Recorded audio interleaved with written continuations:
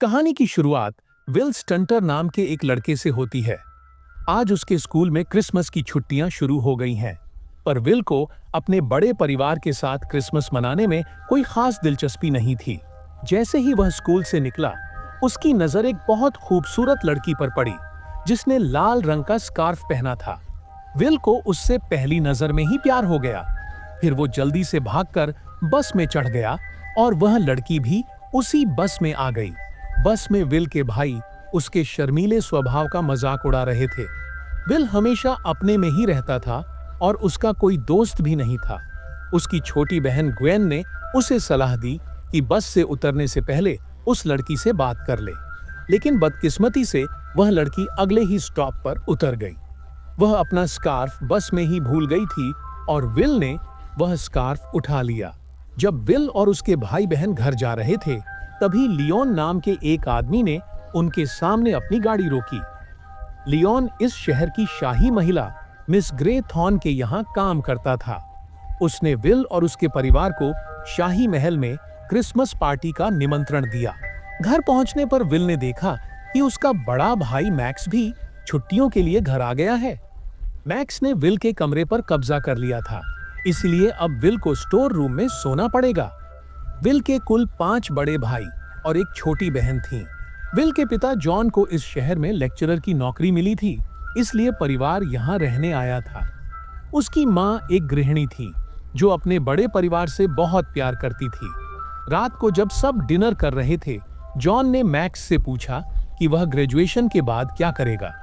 Max ने कहा कि वह अभी सोच रहा है। डिनर टेबल पर सभी भाई विल का मजाक उड़ाने लगे, क्योंकि वह बस वाली लड़की से बात नहीं कर पाया था। अगले दिन डॉसन और जॉर्ज नाम के 2 किसान उनके लिए क्रिसमस ट्री लाए। उन्होंने विल को देखकर खुशी जताई और उसे जन्मदिन की बधाई दी। उन्होंने यह भी चेतावनी दी कि रात को तूफान आने वाला है, हालांकि आसमान बिल्कुल साफ था। बाद में विल के परिवार ने उसे कई उपहार दिए। विल को सबसे ज्यादा ग्वेन के तोहफे का इंतजार था, क्योंकि सिर्फ वही उसके लिए सोच समझकर उपहार लाई थी। ग्वेन ने उसे एक सुंदर घड़ी दी और कहा कि वह कोई इच्छा मांग ले। विल ने इच्छा की कि वहां बर्फ पड़े। रात को जब विल की नींद खुली तो उसने देखा कि वहां बर्फ पड़ रही थी। वह बहुत खुश हुआ, लेकिन जब उसने खिड़की बंद करने की कोशिश की तो उसके हाथों में अचानक इतनी ताकत आ गई कि हल्का सा छूते ही खिड़कियां टूटने वाली थीं। अगले दिन विल एक बस स्टॉप पर था जब उसने देखा कि पास के एक पेड़ पर कौवे आकर बैठने लगे। फिर वह बस से मॉल पहुंचा और ग्वेन के लिए क्रिसमस का तोहफा खरीदा, एक सुंदर पेंडेंट। मॉल से निकलते समय 2 पुलिस अफसरों ने उसे पकड़ लिया और चोरी का आरोप लगाया।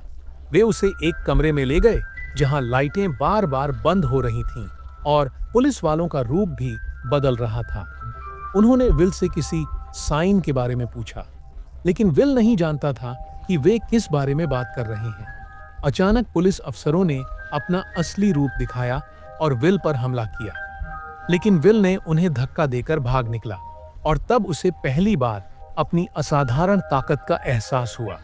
विल ने अपने पिता को इन अजीब घटनाओं के बारे में बताने की कोशिश की, लेकिन किसी ने उसकी बात पर ध्यान नहीं दिया।